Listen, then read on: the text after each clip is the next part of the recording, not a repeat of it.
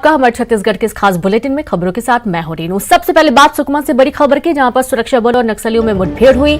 नक्सलियों के साथ सुबह 7 बजे हुई मुठभेड़, जहां सर्चिंग पर निकले जवानों के साथ मुठभेड़ की खबर मिली है। नक्सलियों को भारी नुकसान की जानकारी, 5 से 6 नक्सलियों के घायल होने की खबर। भारी मात्रा में बीजीएल और विस्फोटक भी बरामद किया गया। इलाके में सर्चिंग अभियान अभी भी जारी है। खबर सुकमा से है, जहां पर नक्सलियों के साथ सुबह 7 बजे मुठभेड़ की जानकारी है और इस दौरान सर्चिंग पर निकले जवानों के साथ मुठभेड़ हुई। साथ ही कई नक्सली सामान भी बरामद किया गया है। तो नक्सलियों के साथ सुबह 7 बजे मुठभेड़ की जानकारी और उसके बाद अभी भी लगातार सर्चिंग ऑपरेशन चल रहा है। जानकारी यह भी है कि नक्सलियों को भारी नुकसान हुआ है। तकरीबन 6 से 7 नक्सलियों के घायल होने की जानकारी, और इसी बीच जो नक्सलियों का सामान है वो भी बरामद किया गया। इलाके में सर्चिंग की जा रही है। भारी मात्रा में बीजीएल और विस्फोटक सामान बरामद हुआ है। और संवाददाता सत्यनारायण चाणक जुड़ गए। सत्यनारायण, क्या कुछ जानकारी अभी मिल पा रही है? नक्सलियों के भारी नुकसान की भी खबर है? जी, आपको बता दूं कि ये माओवादियों पर जो है काफी भारी नुकसान हुआ है, क्योंकि जैसी सूचना मिली कि माओवादी इस इलाके में डब्बा मलका का इलाका है, जहां हाल ही कुछ दिन पहले कैंप खोला गया, वहां पे माओवादियों की होने की सूचना मिली, जिसके बाद जो है आज सुबह कोबरा 200 से और एसटीएफ की संयुक्त पार्टी जो है एकदम सुबह तड़के उस इलाके के लिए रवाना की गई। और इलाके की जब सर्चिंग कर रहे थे उस दौरान जो है करीब सुबह 7 से 8 बजे के बीच में मुठभेड़ हुई। काफी देर तक मुठभेड़ चली है। इलाके की सर्चिंग कर रहे जवान अभी जो है कैंप लौटे नहीं है, लेकिन जो सूत्रों से जानकारी मिली इसमें करीब आधा दर्जन माओवादियों के घायल होने की खबर है। साथ साथ जो है विस्फोटक सामग्री भी जो है बरामद किया गया, लेकिन हालांकि अभी तक जो है पुलिस के द्वारा किसी प्रकार का खुलासा नहीं किया गया, क्योंकि जवान अभी भी इस इलाके की लगातार सर्चिंग कर रहे हैं। क्योंकि घायल होने के बाद में जो है नक्सलियों का पीछा जो है जवान कर रहे हैं, लेकिन अभी तक जो है किसी प्रकार की अभी तक कोई जानकारी नहीं मिल पाई है। और जैसे ही जवान जब कैंप पहुंचेंगे तो पूरी जानकारी और पूरी स्थिति स्पष्ट हो पाएगी। जी बिल्कुल, बहुत शुक्रिया आपका सत्यनारायण जानकारी के लिए। तो अभी और जानकारी जुटाने की कोशिश की जा रही है। तकरीबन 5 से 6 नक्सली हैं जिनके घायल होने की जानकारी है, और कई सारा जो विस्फोटक सामग्री है वो भी बरामद की गई है। सर्चिंग अभी भी जारी है।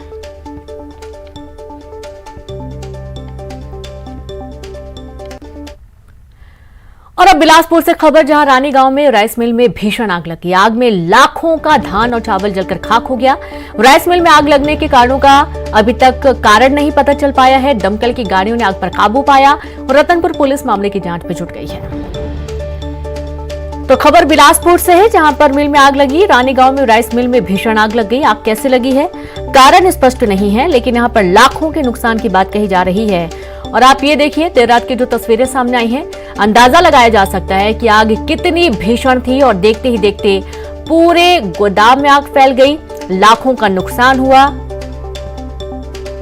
आग कैसे लगी है फिलहाल जानकारी नहीं मिल पाई है, और ये एक्सक्लूसिव तस्वीर आपके टीवी स्क्रीन पर रानी गांव में राइस मिल जहां पर आग लगी है। और अब मामले की जांच की जा रही है। कड़ी मशक्कत के बाद आग को बुझाया जा सका। खबर दंतेवाड़ा से, 2 बाइक की भिड़ंत में एक की मौत हो गई है। हादसे में 5 लोग गंभीर रूप से घायल हुए। घायलों को अस्पताल भर्ती किया गया। मसेनार के पास हादसा हुआ। कुआंकोंडा इलाके का पूरा मामला है, जहां पर बाइक की भिड़ंत हुई। 2 बाइक की भिड़ंत में एक युवक की मौके पर मौत हो गई और हादसे में 5 लोग गंभीर रूप से घायल हैं। सभी घायलों को अस्पताल भर्ती किया गया। मसेनार के पास यह हादसा हुआ।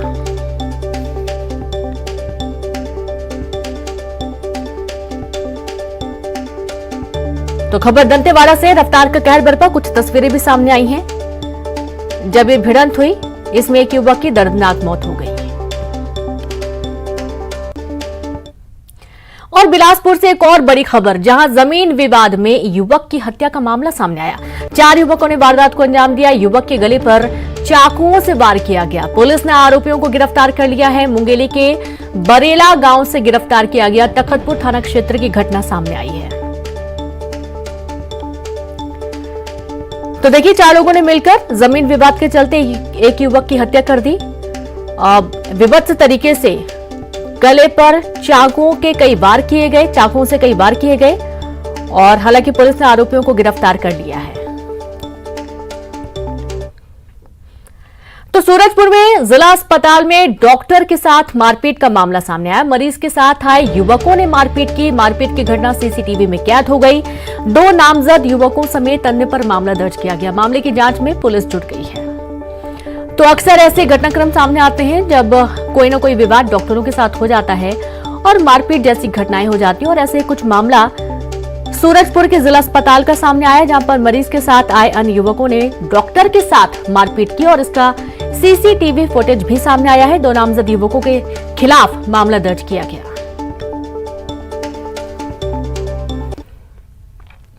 आज मुख्यमंत्री भूपेश बघेल दंतेवाड़ा जाएंगे। आज ऐतिहासिक फागुन मेले का समापन होगा, जिसमें शामिल होंगे। फागुन मेले के समापन में मुख्यमंत्री शामिल होंगे और इसके बाद जिला कार्यालय में सीएम बैठक लेंगे। दंतेवाड़ा से मुख्यमंत्री तेलंगाना जाएंगे। करीमनगर में हाथ से हाथ जोड़ो अभियान में शामिल होंगे। आम सभा में भी सीएम शिरकत करेंगे। हैदराबाद से सीएम भूपेश बघेल सीधे दिल्ली के लिए रवाना हो जाएंगे। तो आज का जो पूरा तय कार्यक्रम है वो आपको बता रहे हैं। मुख्यमंत्री भूपेश बघेल का पहले दंतेवाड़ा ऐतिहासिक फागुन मेले में शामिल होंगे। जिला कार्यालय में सीएम बैठक लेंगे। उसके बाद तेलंगाना के करीमनगर में हाथ से हाथ जोड़ो अभियान में शामिल होंगे और साथ ही हैदराबाद से सीएम दिल्ली के लिए रवाना हो जाएंगे।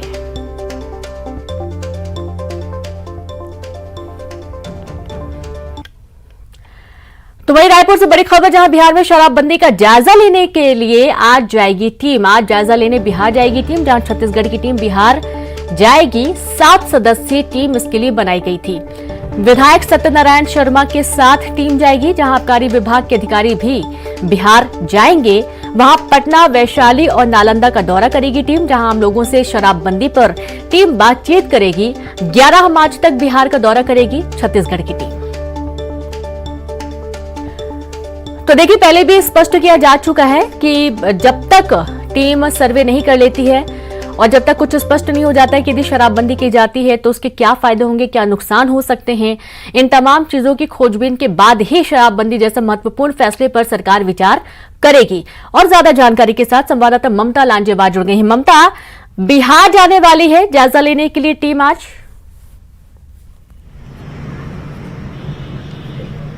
देखिए, अलग अलग राज्यों में जो है ये टीम दौरा कर रही है, खासतौर पे वो राज्य जहां पर शराबबंदी की गई है और जिसकी जो पारिस्थितिक जो स्थितियां हैं, अगर हम बात करें तो छत्तीसगढ़ की तरह है। तो वहां पर लगातार दौरे किए जा रहे हैं और पिछले दिनों गुजरात का दौरा किया गया था और वहां पर किस तरह से जो है वो शराबबंदी लागू है, इन तमाम चीजों को लेकर अभी जो है वो बिहार जाएंगे और बिहार की स्थिति का जायजा लेंगे। और चूंकि बिहार में किस तरह की परिस्थितियां हैं और मजदूर तबके के लोग जो हैं वो खासतौर पे ज्यादा जो रहते हैं और अमूमन ये माना जाता है कि वो जो है जब कड़ी मेहनत के बाद में अपने आप को थोड़ा सा रिफ्रेश करने के लिए इस तरह से जो है खासतौर पे शराब का सेवन करते हैं। तो ऐसे में कैसे वहां पर इन चीजों को रोक लगाई जा सकी और कैसे जो है अवैध शराबबंदी शराब जो है उसकी तस्करी को भी रोकने के लिए किस तरह से किया गया, क्योंकि जब इस तरह से शराबबंदी की जाती है तो फिर अवैध शराब की तस्करी बढ़ जाती है। तो उसको रोकने के लिए किस तरह का सिस्टम डेवलप किया गया है, लोगों के बीच में अवेयरनेस किस तरह से फैलाई गई, क्योंकि नियम एकदम से थोपा नहीं जा सकता। और इसी को जांच करने, इसी को जानने के लिए, इसके अध्ययन के लिए अधिकारियों की और विधायक जो है एक विधायक हो सकता है सत्यनारायण शर्मा जाए, तो वो जो टीम है वो वहां पर जाएगी और 9 से लेकर 11 तारीख तक के वहां पर जो है वो यानी कि आज और 11 तारीख यानी कि 3 दिनों तक के वहां पर इंस्पेक्शन करेगी और ब्यौरा तैयार करेगी। उसके बाद में जब यहाँ पर शराबबंदी की जो कही जा रही है, सब जगह दूर अध्ययन करने के बाद में शराबबंदी को लेकर जो है वो रणनीति तैयार की जाएगी, तो उसका जो है उस अनुभव का जो है वो लाभ लिया जाएगा। हालांकि जब विपक्ष में थी कांग्रेस तब घोषणा किया था, तब इस तरह की कोई बात नहीं हुई थी कि तमाम अध्ययन किए जाएंगे और महज अब 6 महीने बचे हुए हैं विधानसभा चुनाव को लेकर। तो ऐसे में देखने वाली बात होगी, क्योंकि अब तो कहा जा रहा है कि व्यवहारिक तौर पर खासतौर पर बस्तर, सरगुजा और आदिवासी बहुल इलाकों में ये संभव नहीं है। हालांकि विपक्ष में रहते हुए भी ये चीजें क्यों समझ में नहीं आती किसी भी पार्टी को, ये अलग बात है। अब देखना ये होगा कि क्या शराबबंदी लागू की जाती है, नहीं लागू की जाती है, या ये अध्ययन रिपोर्ट तैयार करके रख दी जाती है और बाद में अगले समय के लिए फिर इसी तरह का वादा किया जाता है। जी, बहुत शुक्रिया आपका ममता जानकारी के लिए। तो अब देखिए कि 11 मार्च तक बिहार का दौरा छत्तीसगढ़ की टीम करने वाली है और उसके बाद जो भी सर्वे में आएगा उसके हिसाब से ही आगे की रणनीति तय की जाएगी शराबबंदी को लेकर। अगली बड़ी खबर रायपुर से, जहां पर अनियमित कर्मचारी की सभा 12 मार्च को तूता नावा रायपुर में आम सभा होगी और बजट से नाराज अनियमित कर्मचारी, सभा में आगामी रणनीति को लेकर चर्चा होगी। अनियमित कर्मचारी संघ के लोग शामिल होंगे। तो हाल ही में बजट आया और बजट को लेकर जो अनियमित कर्मचारी हैं उनकी कुछ प्रमुख मांगे रही हैं। सबसे पहले तो उन्हें नियमितीकरण की मांग थी, वेतन बढ़ाए जाने की मांग उन्होंने की, समान वेतन समान कार्य की बात कर रहे थे। लेकिन जब बजट से नाराजगी हुई तो अब एक बार फिर से कर्मचारी एकजुट होकर विरोध करने वाले हैं। हमें 10 दिन में नियमित करने और जो निकाले गए नियमित कर्मचारी है उनको रोजगार देने की बात कही थी। इसी प्रकार क्या है, जो आउटसोर्सिंग ठेका के कर्मचारी है जिसमें थर्ड पार्टी होती है उसको बंद करने की बात कही है। लेकिन अत्यंत खेद का विषय है कि 10 दिन तो दूर 4 साल होने के उपरांत भी और सरकार के अंदर अंतिम बजट में किसी प्रकार के प्रावधान नहीं होने से प्रदेश के लाखों अनियमित कर्मचारी जैसे संविदा, दैनिक वेतन भोगी, कलेक्टर दर, जाप दर, मानदेय, श्रमिक दर पर श्रमिक, अंशकालिक, आउटसोर्सिंग ठेका, ये सभी साथी अपने आप उठाकर महसूस कर रहे हैं। हम 12 मार्च 2022 को एक नियमित सभा का आयोजन कर रहे हैं जिसके माध्यम से हम अपनी मांगों को एक मुखरता से, एक सही तरीके से, एक संवैधानिक तरीके से हम सरकार। तो सर, आपने इनका ये कहना है कि खुद को ठगा हुआ महसूस कर रहे हैं, जो कि बजट आया, अंतिम बजट था और इसमें उन्हें उम्मीद थी कि कोई ना कोई प्रावधान उनके लिए होगा। ज्यादा जानकारी के साथ संवाददाता युगल जुड़ गए। युगल, उम्मीद थी कि कोई ना कोई प्रावधान इनके लिए होगा जब बजट आएगा, लेकिन नहीं हुआ और काफी नाराजगी अनियमित कर्मचारियों में। रीनू, जो बजट आया है उसके बाद अनियमित कर्मचारी हैं, संविदा कर्मचारी हैं, इनमें आक्रोश है वो देखा जा रहा है। ये बात अलग है कि राज्य सरकार के अंतिम बजट में आंगनबाड़ी कार्यकर्ताओं और सहायिकाओं की झोली भरी गई, उन्हें बड़ी सौगात दी गई है। लेकिन अब अनियमित कर्मचारी एकजुट हो रहे हैं। दैनिक वेतन भोगी कर्मचारी हैं, कलेक्टर दर पर जो काम करते हैं, श्रम आयुक्त पर जो काम करते हैं, प्लेसमेंट पर जो काम करते हैं, मानदेय, अंशकालिक, ये तमाम जो कर्मचारी हैं वो लामबंद हो रहे हैं।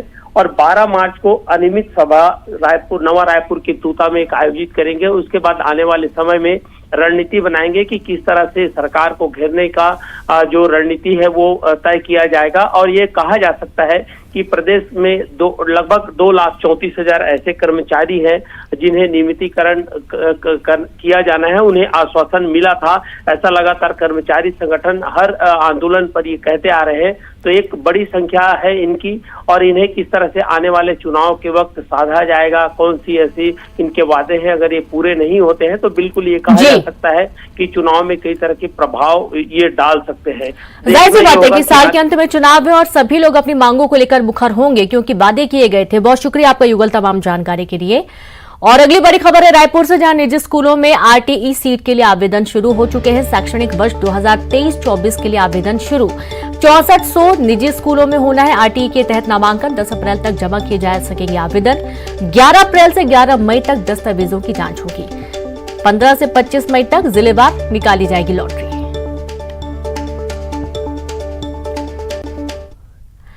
और अंबिकापुर से बड़ी खबर, जहां महिला पर कुल्हाड़ी से हमला किया गया। महिला गंभीर रूप से घायल हो गई। खेत में काम कर रही थी महिला। जमीन विवाद था और जमीन विवाद के चलते महिला पर कुल्हाड़ी से हमला किया गया और हमला कर युवक फरार हो गया। महिला को अस्पताल भर्ती किया गया। लखनपुर थाना के तुरंगा का ये पूरा मामला सामने आया है, जहां पर महिला पर कुल्हाड़ी से वार किया गया। दरअसल जमीन विवाद बताया जा रहा है हमले का कारण। महिला को अस्पताल भर्ती कर दिया गया। लखनपुर थाना की तुरंगा का मामला सामने आया है। तो वहीं जशपुर में कार से 26 किलो गांजा बरामद किया गया। पुलिस ने 4 तस्करों को भी गिरफ्तार कर लिया है। ओडिशा से बिहार ले जा रहे थे गांजा। जब्त गांजे की कीमत 5,60,000 रुपए बताई गई है। तो 5 लाख से ज्यादा की कीमत का गांजा जब्त हुआ। ओडिशा से बिहार ये गांजा लेकर जाया जा रहा था। साथ ही 4 तस्करों को भी पुलिस ने गिरफ्तार कर लिया है। एक बड़ी सफलता पुलिस को, जशपुर पुलिस को कार से 26 किलो गांजा बरामद हुआ है।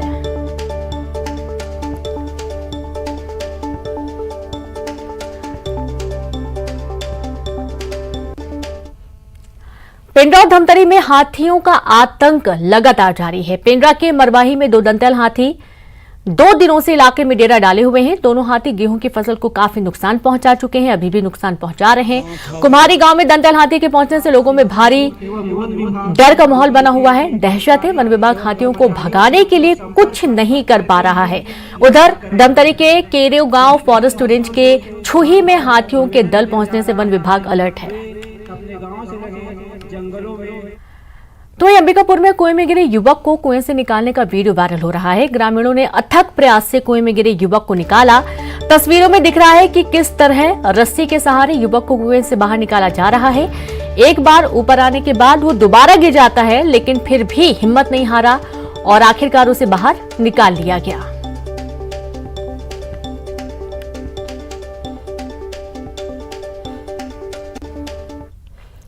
तो मौसम के मिजाज में बदलाव लगातार देखने को मिल रहा है। बात पेंड्रा की है, जहां पर जिले में गरज और चमक के साथ हुई बारिश।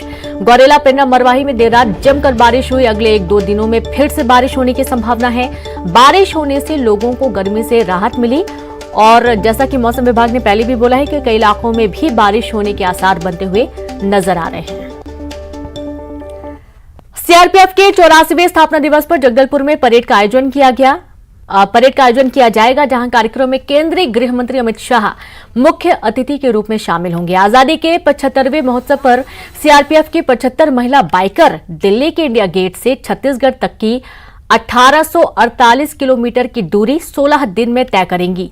केंद्रीय मंत्री मीनाक्षी लेखी ने दिल्ली के इंडिया गेट से सीआरपीएफ वुमेन डेयरडेविल्स दस्ते को हरी झंडी दिखाकर रवाना किया। सीआरपीएफ की महिला बाइकर का दस्ता आगरा, ग्वालियर, शिवपुरी, भोपाल, नागपुर, भांद्रा, रायपुर, कोंडागांव होते हुए जगदलपुर पहुंचेगा।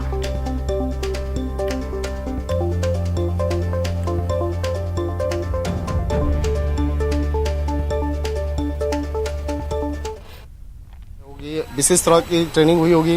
कहीं न कहीं कहा जा सकता है महिलाओं को जाना जाता है बेहद कोमल और नाजुक कहा जाता है, लेकिन वर्दी में आने के बाद जो एक इच्छा शक्ति मजबूत होती है, शायद इसी का असर है कि आप नक्सलियों के गढ़ में बुलेट से जा रही हैं।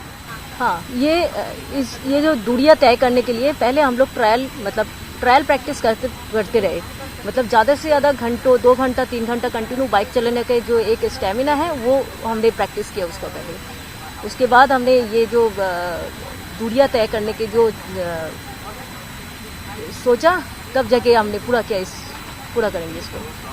तो ये जो आप महिला यहाँ से जा रहे हैं, तो किन किन राज्यों से होते हुए किन किन शहरों में आप प्रवेश करेंगे? आप न्यू दिल्ली से निकलते हुए सबसे पहले हम लोग आगरा जाएंगे। आगरा में हम लोग आगरा थोड़ा एक दिन स्टे करके फिर ग्वालियर में हमने स्कूल कॉलेजों के जो बच्चे हैं उनको हमने जो हमारे जो प्रोग्राम्स है, जो डेमो है वो उनको दिखाएंगे। उनके जो स्टूडेंट छात्र छात्रियाँ हैं उनको हम लोग उत्साहित करेंगे कि कुछ भी असंभव नहीं है। महिला जो आज के डेट में महिलाएं बहुत आगे निकल रही है, ये मैसेज हम उन लोगों को देना चाहते हैं।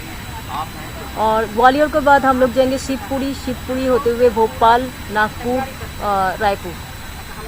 निश्चित तौर पे जिस तरह से इनके बारे में कहा जाए कि ये यहाँ से मूवमेंट करेंगे, जब इंडिया गेट से ये मूवमेंट करेंगे, इंडिया गेट से मूवमेंट करते हुए जब ये आगे की ओर जाएंगे, तो सबसे पहला जो इनका स्थान होगा वो होगा आगरा के बाद उसके बाद तमाम लोकेशन से गुजरते हुए ये छत्तीसगढ़ पहुंचेंगे। लेकिन देश में तमाम जो स्टूडेंट, छात्राएं, महिलाओं सबको प्रेरित करते हुए ये महिला कमांडो विशेष तौर पर छत्तीसगढ़ के नक्सलियों के गढ़ में जाएंगी और वहां बताएंगी कि किस तरह से महिला शक्ति की जो एक मिसाल है उसको बताएंगी। एक तरह से कहा जाए पिछले कुछ दिनों से लगातार ये एक मजबूत तरीके से बकायदा ये प्रैक्टिस करते हुए, और प्रैक्टिस करने का एक असर है कि ये मजबूती से नक्सलियों के गढ़ में जाएंगी और वहां पर देश का झंडा फहराएंगी।